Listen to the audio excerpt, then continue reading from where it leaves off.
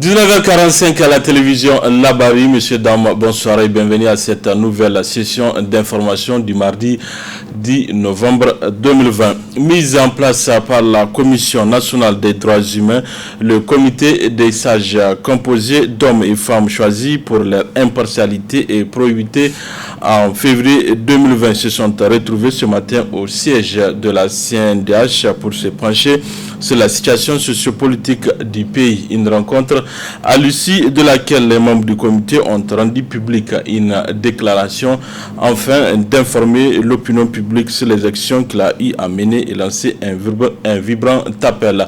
La teneur de cette déclaration avec le rapporteur du comité des sages, professeur Talibi Moussa Hamidou.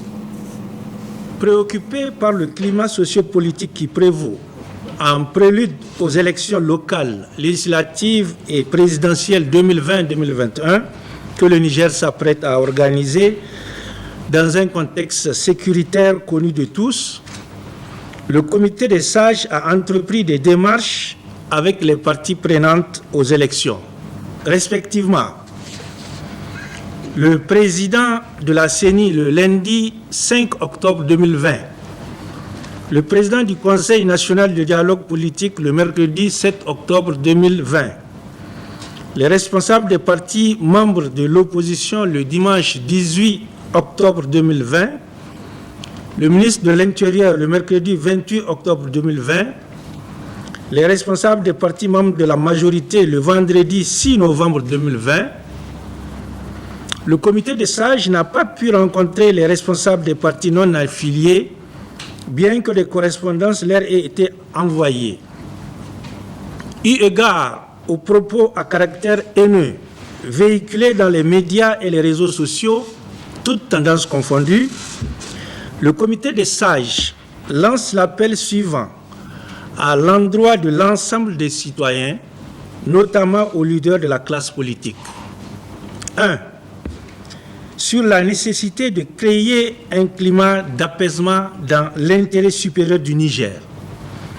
En effet, il lui a été donné de constater des propos et des agissements susceptibles de compromettre la paix et la quiétude sociale.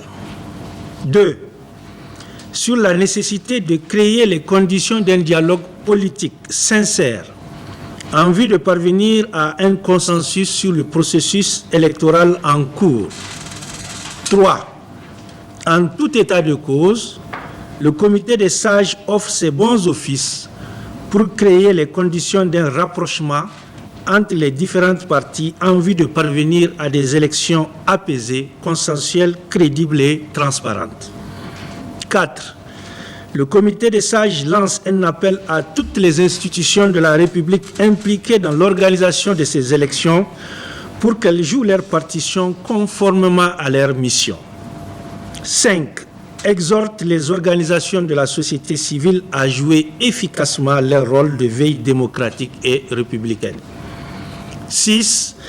Lance un appel aux médias pour qu'ils adoptent un comportement responsable dans la collecte, le traitement et la diffusion de l'information en matière électorale.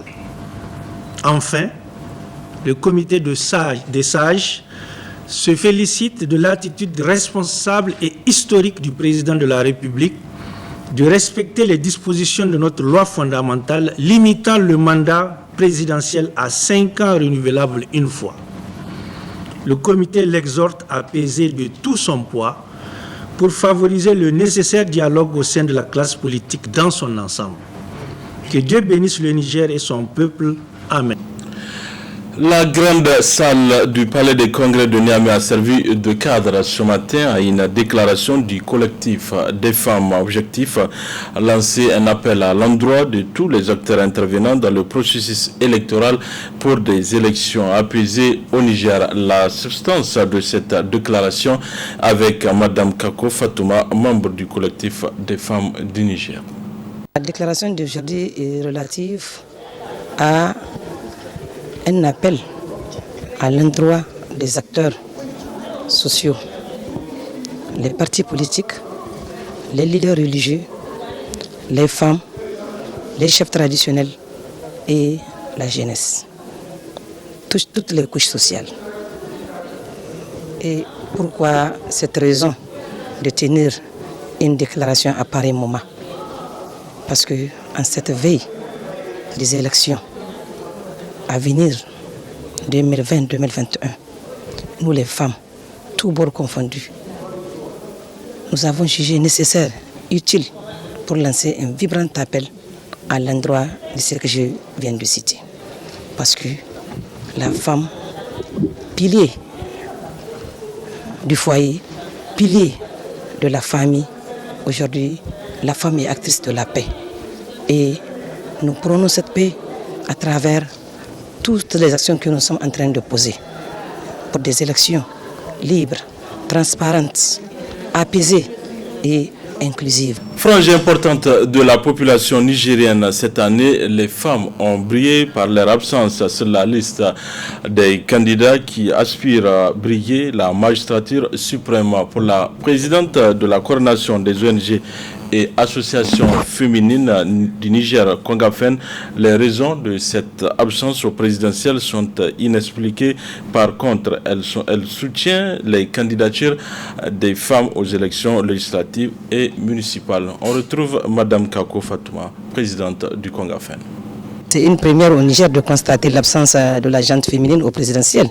Parce que les élections passées, vous n'êtes pas sans savoir, les femmes ont osé poser leur candidature.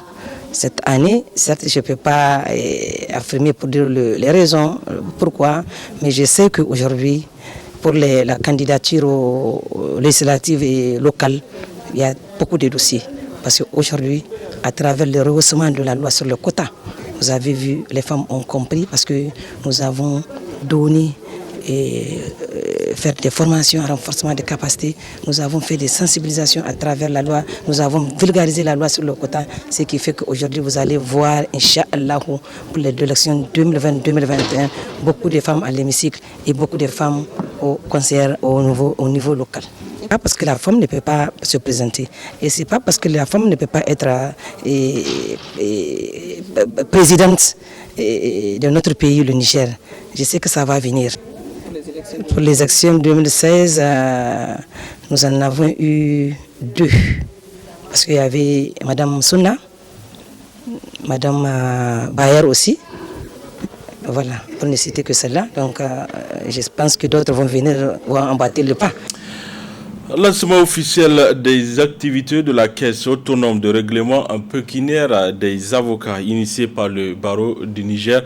C'est le ministre de la Justice, Morou Amadou, qui a présidé la cérémonie et c'était ce matin au tribunal du commerce de Niamey. Le reportage de Ismaël Moumouni Moussa, c'est les images de Alidou Bourema. Disposer d'une caisse dans laquelle les avocats pourraient déposer en toute sécurité les fonds transitant entre leurs mains dans le cadre de leurs activités professionnelles, c'est ce qui a conduit à la création de la Caisse autonome de règlement pécuniaire des avocats, CARPA. Cette initiative est le fruit du barreau du Niger, dont cette cérémonie marque le lancement officiel des activités de la CARPA.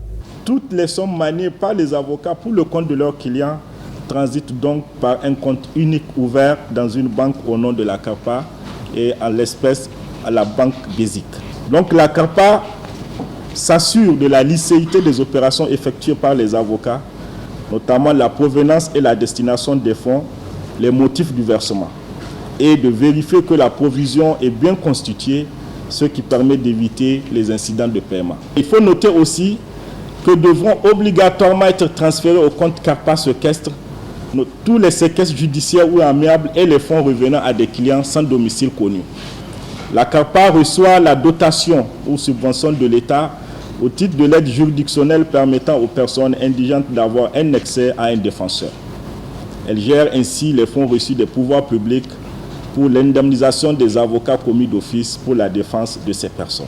Je profite alors, vu l'importance de cette CARPA et le caractère obligatoire de cette institution, pour rappeler à tous les confrères l'obligation que leur impose l'article 31 du règlement intérieur de la CARPA qui dispose que l'avocat qui ne respecte pas les dispositions ci-dessus énoncées engage sa responsabilité et s'expose à des sanctions disciplinaires. Pour le ministre de la Justice, la CARPA participe de la mise en œuvre des axes stratégiques d'intervention du gouvernement. l'accès équitable de tous les Nigériens aux droits et aux services publics de la justice, particulièrement l'accès à la défense en justice.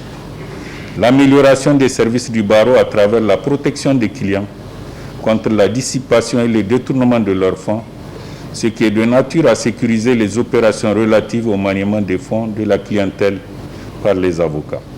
Enfin, la lutte contre le blanchiment des capitaux et le financement du terrorisme grâce à la traçabilité des mouvements de capitaux entre les avocats et leurs clients. Je voudrais féliciter le bâtonnier Boubacar Oumarou, les membres du Conseil de l'ordre et l'ensemble des avocats pour la concrétisation de ce projet commun qui nous tient tous à cœur. Après les allocutions, le ministre a procédé à l'inauguration du siège suivi d'une visite guidée dans les locaux situés au tribunal de commerce. Le compte de la CARPA est logé au niveau de la banque Basic Niger.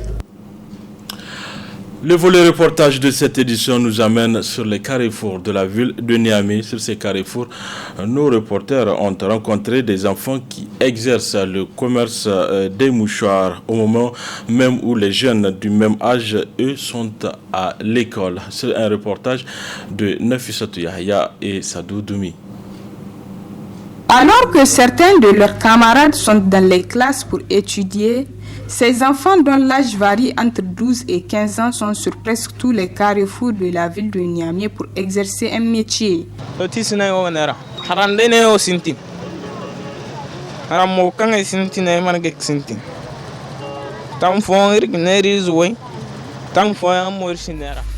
Je vends des mouchoirs. J'ai commencé ce commerce cette année. Des fois, nous gagnons un peu. J'ai été à l'école jusqu'en classe de CE1. Ça ne marchait pas et j'ai laissé pour exercer ce commerce.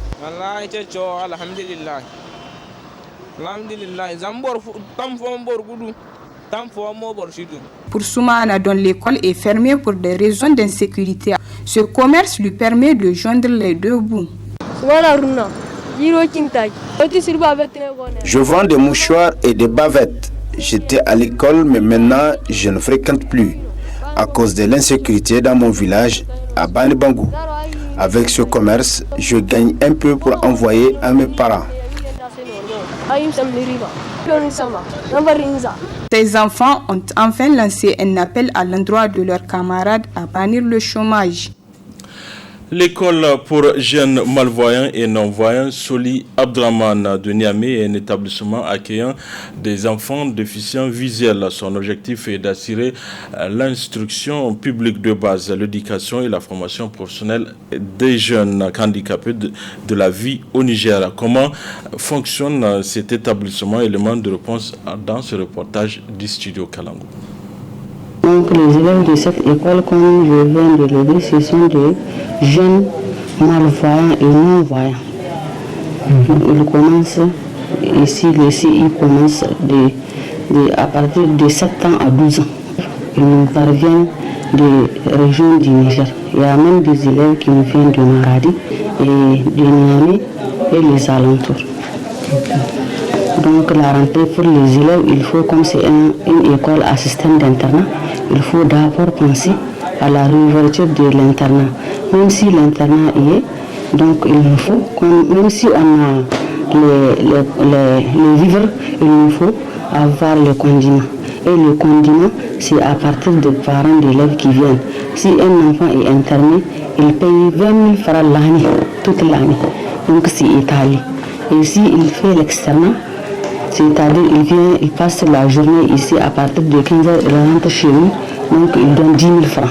L'atelier, c'est à partir du CM2, CM1, à partir du CM1. Et puis il y a des élèves qui ont des problèmes d'apprentissage et on les oriente à l'atelier.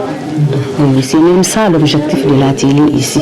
Mais quand même, on apprend aux élèves comment préparer, comment faire son lit, comment s'habiller, tout ça là. Et à l'atelier, on apprend ça. L'intégration ici, ça commence à partir du CM1. Une fois l'enfant est au CM1, on suppose et on les teste. Donc c'est ensuite là, il est prêt pour l'intégration. Il peut aller dans n'importe quelle école.